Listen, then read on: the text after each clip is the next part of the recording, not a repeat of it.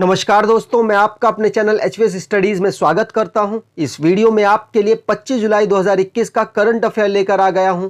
अगर आप इस चैनल पर पहली बार आए हैं तो आपसे अनुरोध है चैनल को सब्सक्राइब कर लीजिएगा। वीडियो अच्छी लगे तो वीडियो लाइक करके जरूर जाइएगा। लास्ट में आपके लिए क्विज रखा है, उस क्विज को जरूर अटेम्प्ट कीजिएगा। चलिए बात कर लेते हैं लास्ट डे के क्विज की। तो लास्ट डे का क्विज था, which country unveil 600 kilometre per hour maglev train make public debut. Answer था चाइना। चाइना ने पब्लिक के लिए एक मैंगलेव ट्रेन है जो कि 600 किलोमीटर पर आवर उसकी मैक्सिमम स्पीड है, उसे पब्लिक के लिए खोल दिया है। चलिए बात कर लेते हैं आज के क्वेश्चन की। आज का पहला क्वेश्चन और मोस्ट इंपॉर्टेंट क्वेश्चन है, who wins silver in weightlifting at Tokyo 2020। Bharat की तरफ से खेलते हुए मीराबाई चानू ने भारत के लिए सिल्वर मेडल वेट लिफ्टिंग में जीत लिया है और इसके बारे में डिटेल में आपको अगली वाली स्लाइड में बताता हूं। आपने पूरे दिन इस न्यूज़ को ज़रूर सुना होगा, बहुत बेहतरीन न्यूज़ आई है भारत के लिए टोक्यो से। बात कर लेते हैं, मीराबाई चानू वेट लिफ्टिंग करती हैं और कि कौन सी कैटेगरी में करती हैं, तो 49 किलोग्राम कैटेगरी में करती हैं। आपको ये बात ज़रूर याद रखनी है, ये आपको बहुत जगह दिखने वाली है। तो 49 किलोग्राम कैटेगरी में ये वेट लिफ्टिंग करती हैं। भारत के लिए इन्होंने सिल्वर मेडल टोक्यो ओलंपिक, जो टोक्यो 2020 कह लीजिए या 2021 कह लीजिए, उसमें इन्होंने पहला मेडल भारत को जिता दिया है। ठीक है, और बहुत सारी डिटेल्स हैं, एक एक करके मैं बात करता हूं। कर्णम मल्लेश्वरी, ये भारत के लिए पहली फीमेल थी जो कि वेट लिफ्टिंग में कोई भी मेडल लाई थी। इनको ब्रॉन्ज मेडल मिला था 2000 में, जब 2000 सन में हुआ था ओलंपिक उसमें। और ये जो मीराबाई चानू है सेकंड वेट लिफ्टर बन चुकी हैं जिनको कोई मेडल मिला है और पहली फीमेल बन चुकी हैं जो कि सिल्वर मेडल पाया है। तो आपको यह बात भी याद रखनी है, आप क्वेश्चन से बिल्कुल अलग अलग डिफरेंशिएट कीजिएगा। देखिए, पहली महिला बनी है, पहली फीमेल बनी है जो कि सिल्वर मेडल पाई है, लेकिन दूसरी फीमेल बनी है जो कि कोई भी मेडल पाई है, क्योंकि उससे पहले कर्णम मल्लेश्वरी ने ब्रॉन्ज मेडल वेट लिफ्टिंग में पा लिया था। ठीक है, चलिए अब इसकी बात कर ले तो 49 कैटेगरी में इन्होंने सिल्वर मेडल पाया है, लेकिन गोल्ड किसको मिला है, तो गोल्ड चाइना की प्लेयर है सीजुई होउ, उनको मिला है गोल्ड। उन्होंने 210 किलोग्राम का वेट उठा लिया था, इसलिए उनको अवार्ड मिला है। और ब्रॉन्ज मिला है इंडोनेशिया की प्लेयर है विंडी कैंटिका एशा, इनको ब्रॉन्ज मिला है। और बात कर ले मीराबाई चानू ने कितना टोटल वेट उठाया, तो देखो पहले राउंड में मीराबाई चानू ने कुछ खास नहीं उठाया था, लेकिन दूसरे राउंड में उन्होंने 115 किलोग्राम का जो क्लीन जर्क राउंड होता है उसमें उसे उठाया था। 2 राउंड होते हैं, पहले राउंड में आई थिंक 87 इन्होंने उठाया था और दूसरे राउंड में 115 उठाया था। दोनों मिलाकर आप जोड़ लीजिए, समझ आ जाएगा। इतना उन्होंने ये लिखा हुआ है 202 किलोग्राम उन्होंने वेट उठा लिया था।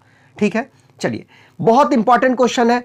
अब आपको बता देता हूं मणिपुर मैंने यहां क्यों लिख रखा है, क्योंकि जो मीराबाई चानू है वो मणिपुर से बिलोंग करती हैं। मणिपुर से बिलोंग करने की वजह से मणिपुर के बारे में जानना हमें बहुत जरूरी हो जाता है।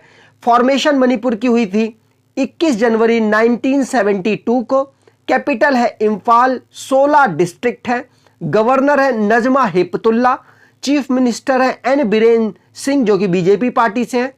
लेजिस्लेचर इनकी यूनिकैमरल है, मतलब यहां पर सिर्फ असेंबली है जिसमें 60 सीट्स है। राज्यसभा में 1 सीट है, लोकसभा में 2 सीट है। एक नेशनल पार्क है यहां पर कीबुल लामजो नेशनल पार्क, जो कि फ्लोटिंग नेशनल पार्क है। चलिए अगला क्वेश्चन है, UGRO capital and which bank in tie up for MSME को लैंडिंग। आंसर हो जाएगा UGRO कैपिटल और बैंक ऑफ बड़ौदा ने मिलकर MSME के लिए ऋण देने का सुझाव रखा है। अब ये ऋण क्या है इसके बारे में आपको यहां पर बताता हूं। तो UGRO कैपिटल और बैंक ऑफ बड़ौदा मिलकर क्या करेंगे, MSME micro small and medium enterprises sector के लिए ब्याज में ऋण बांटने वाले हैं। इनका जो पूरा सिस्टम है वो 1000 करोड़ का ब्याज बांटने का है इस साल में। ठीक है, ये किस तरीके से ब्याज बांटने वाले हैं, तो जो 50 लाख और 2.5 लाख के बीच की रेंज में ये ब्याज में लोगों को पैसा देने वाले हैं। ठीक है, 8% मिनिमम इनकी दर होगी, ज्यादा कितनी भी हो सकती है, वो रिक्वायरमेंट के अकॉर्डिंग है। और 120 मंथ के लिए ये लोगों को ब्याज देने वाले हैं, लेकिन मेन फोकस होगा एमएसएमई। एमएसएमई के लिए ही देंगे और किसी के लिए नहीं देंगे, ठीक है, दोनों मिलकर देने वाले हैं। बात कर लेते हैं कौन कौन से स्टेट में इनका जो टारगेट है ऋण देने का। तो स्टेट है, कुछ सिटीज है, जैसे दिल्ली हो गया, जयपुर हो गया, अहमदाबाद, पुणे, मुंबई, बेंगलुरु, चेन्नई, हैदराबाद, कोलकाता। इन जगहों पर ये एमएसएमई सेक्टर के लिए ब्याज में पैसा देने वाले हैं और थोड़ा सा सस्ता ही देंगे। चलिए बात कर लेते हैं बैंक ऑफ बड़ौदा की। तो बैंक ऑफ बड़ौदा का हेडक्वार्टर है वडोदरा, गुजरात में। फाउंड हुए थे ये 20 जुलाई 1908 को। बैंक ऑफ बड़ौदा के चेयरमैन है हसमुख अधिया और एमडी और सीईओ है संजीव चड्डा। बात कर ले यूजीआरओ कैपिटल के मैनेजिंग डायरेक्टर कौन है, सचिंद्र नाथ, और मुंबई में ये लोकेटेड है। चलिए आगे बात कर लेते हैं। आज ये बताना चाहता हूं कि जनवरी से जून तक का हमारा ई बुक लॉन्च हो रखा है, जो कि आपको करंट अफेयर पूरा का पूरा करवा देने वाला है इस 6 महीने का। तो आपसे अनुरोध है इसको जरूर ले ले। 600 क्वेश्चंस हैं।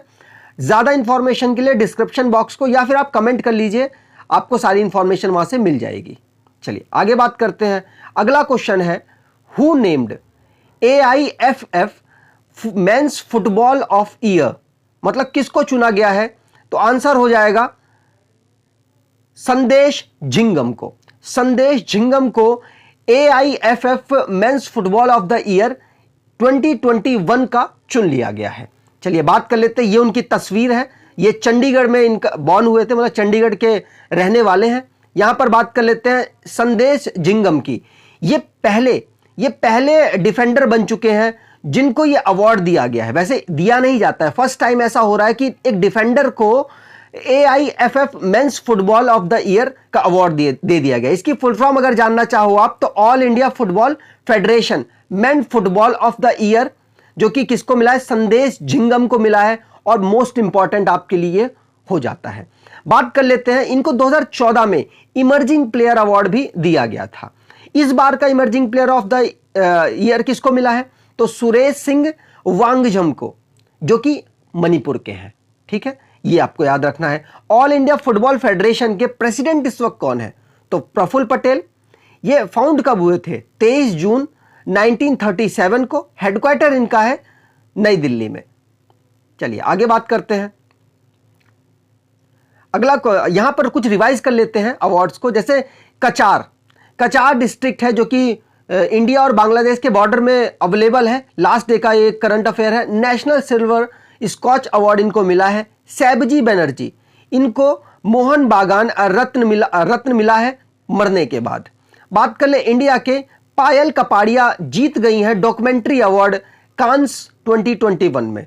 सोफी एक्लेस्टोन और इवान कॉनवे इस बार के मंथ ऑफ द प्लेयर चुने गए हैं आईसीसी के द्वारा। कौन से मंथ के? ये जून मंथ के, ठीक है। चलिए आगे बात करें। जयलावंते गाडे जीते हैं स्क्रिप्स नेशनल स्पेलिंग बी, जो कि अफ्रीका के ओरिजिन वाले हैं और अमेरिका में रहते हैं। चलिए आगे बात करते हैं। अगला क्वेश्चन है, recently which site UNESCO remove from world heritage site. ये भी मोस्ट इंपॉर्टेंट बनता है क्योंकि यूनिक चीज है। आपने सुना होगा यूनेस्को ने इसको वर्ल्ड हेरिटेज साइट बना दिया, इसको बना दिया, लेकिन इस वाले क्वेश्चन में बोल रहा है किसको हटा दिया। तो आपको आंसर देना है। इसका आंसर है लिवरपूल। लिवरपूल को यूनेस्को ने अभी रिसेंटली हटा दिया है वर्ल्ड हेरिटेज साइट की लिस्ट से। क्या हुआ था ऐसा? देखिए, ये एक खूबसूरत सी तस्वीर है। इसके लिए उनको वर्ल्ड हेरिटेज साइट का दर्जा मिला था, जो कि अब हट चुका है। इससे पहले, लिवरपूल को हटाने से पहले 2007 में इन्होंने एक हेरिटेज साइट को हटाया था। कौन सी थी? Wild life sanctuary in Oman. और 2009 में इन्होंने जर्मनी की ड्रेजन एल्बे वैली को हटाया था। 2 साइट थी जो अभी तक हटी थी वर्ल्ड हेरिटेज साइट में आने के बाद। लेकिन लिवरपूल तीसरी बन गई है, जिसको, जो कि वाटर फ्रंटन साइट थी जो उसको वर्ल्ड हेरिटेज साइट मिला हुआ था, लेकिन अब हटा दिया गया है। क्यों हटा दिया गया है? क्योंकि इन्होंने वहां पर एक नया बड़ा फुटबॉल का स्टेडियम बना दिया है, जिसकी वजह से ये लोग सोच रहे हैं कि वहां की साइट खराब हो रही है और दिक्कतें हो रही है, कोई साइट तो बची नहीं। इसलिए इन्होंने ये सारे रीजन दिए और कुछ देश के अपोज करने की वजह से इन्होंने लिवरपूल से ये दर्जा ले लिया है। बात कर लेते हैं यूनेस्को की। तो यूनेस्को का हेडक्वार्टर है पेरिस, फ्रांस में। हेड है इनके ऑन्ड्रे एजोले और फाउंड हुआ था ये 16 नवंबर 1945 को। आगे बात करते हैं G20 environment ministers meeting 2021 held in, answer हो जाएगा इटली। आप ऐसे मत याद कीजिए, आप ये याद कीजिए G20 का 2021 की प्रेसिडेंसी किस देश को मिली हुई है, उसी तरीके से आप आंसर देंगे। जिसको प्रेसिडेंसी मिली होती है ना, वहीं पर सारी मीटिंग होती हैं G20 की, चाहे एनवायरमेंट वाली हो, चाहे फाइनेंस वाली हो, चाहे मेन मीटिंग हो, कैबिनेट मीटिंग हो, कोई सी मीटिंग हो, सारी मीटिंग प्रेसिडेंसी देश पर ही होती है। मैं इसके बारे में आपको इस स्लाइड में बताता हूं। यहां पर आप देख सकते हैं अनाउंसमेंट का दिन था। यहां पर बात करें G20, तो G20 की जो एनवायरमेंट वाली जो मीटिंग है वो इटली में होने वाली है, ये आपको मैंने बता ही दिया। इसमें बात किस चीज की होगी, तो लोगों के बारे में बात की जाएगी, पूरे प्लैनेट अर्थ के बारे में बात की जाएगी, प्रॉस्पेरिटी के बारे में बात की जाएगी, और कोविड-19 से जो प्रॉब्लम्स आ रही हैं, चाहे वो डायग्नोसिस हो, चाहे वो उसके इलाज से हो, चाहे वो उसकी वैक्सीन से प्रॉब्लम हो, इस सब के बारे में यहां पर डिस्कस किया जाएगा। बात कर लेते हैं भारत की तरफ से यहां पार्टिसिपेट कौन करने जाएगा। तो हमारे इस वक्त यूनियन एनवायरमेंट मिनिस्टर हैं भूपेंद्र यादव, वो यहां पर पार्टिसिपेट करेंगे और उनके साथ साथ minister of state Ashwani Kumar Choubey साथ जाएंगे, और सीनियर जो ब्यूरोक्रेट्स हैं वो तो जाएंगे ही जाएंगे। यहां पर बात करते हैं G20 की। तो G20 19 कंट्रियों और एक यूरोपियन यूनियन का संघ है। यूरोपियन यूनियन के मिलने के बाद G20 बनता है। अब 20 कंट्री यहां पर आपको लिख रखी है, आप एक बार पॉज कीजिए और पढ़ लीजिए।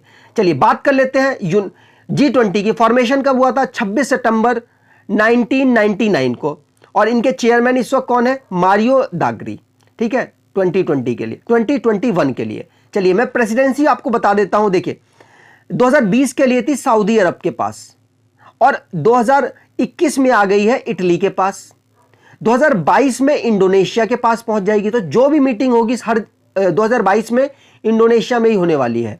और उसके बाद सबसे इंपॉर्टेंट है 2023 की।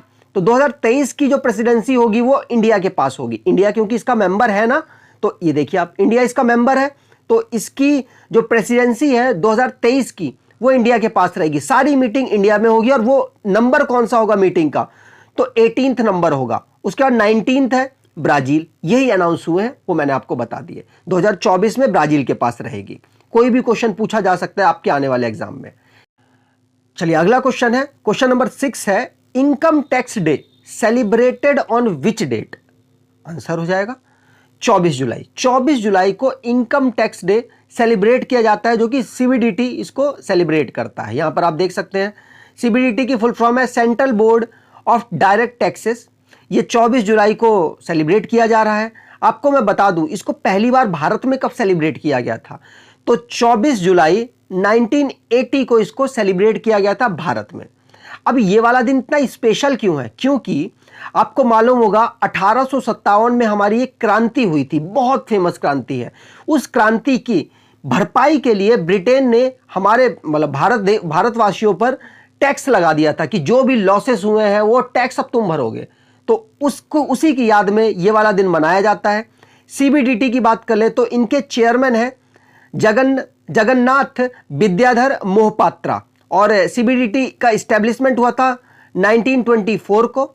CBDT का हेडक्वार्टर नई दिल्ली में है। चलिए आगे बात करें, अगला क्वेश्चन है, world first 3D printed steel bridge open in which city.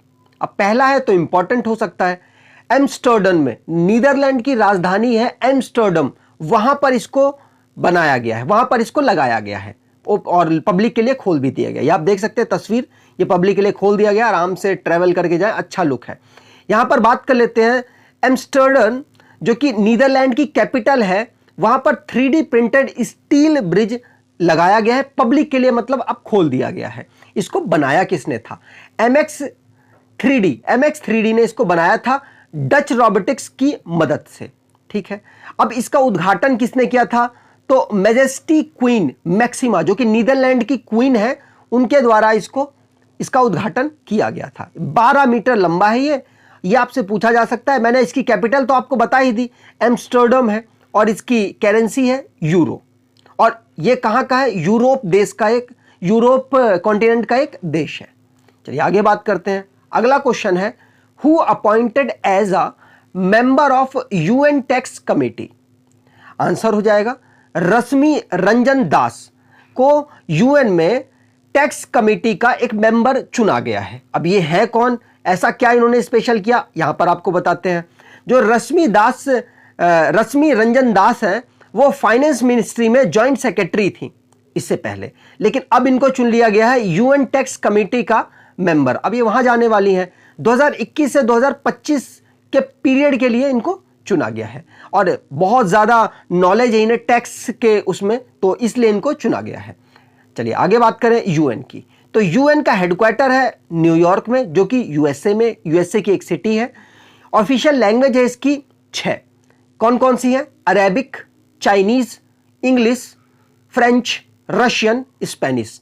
आपके एनटीपीसी वाले एग्जाम ले लो या एसएससी के कोई भी एग्जाम ले लो, इनमें से जरूर क्वेश्चन पूछ लेते, तो एक बार पॉज करो, दोबारा से पढ़ लो इसको।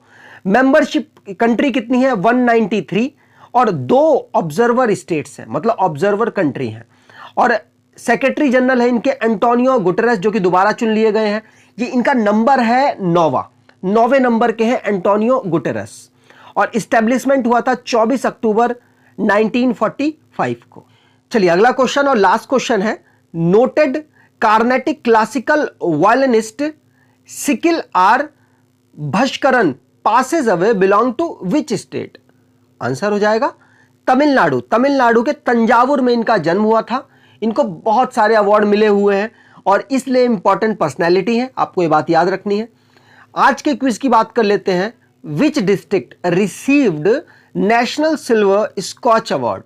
ये 4 ऑप्शन है, आपको आंसर कमेंट बॉक्स में टाइप करना है और आपका एक टास्क है, आपसे अनुरोध है वो आप टास्क करेंगे। अगर आपको वीडियो अच्छी लगी है तो एटलीस्ट 10 लोग जो प्रिपेयर कर रहे हैं उनके पास आप ये वीडियो को फॉरवर्ड करेंगे। अगर आपको वीडियो अच्छी लगी और लाइक तो ज़रूर करेंगे। अगर आपको वीडियो बहुत ही बेहतरीन लग रही है तो सब्सक्राइब तो आपने कर ही लिया होगा, और नए हैं तो सब्सक्राइब कर लीजिए जिससे कि नोटिफिकेशन आपको आसानी से मिल जाए। धन्यवाद।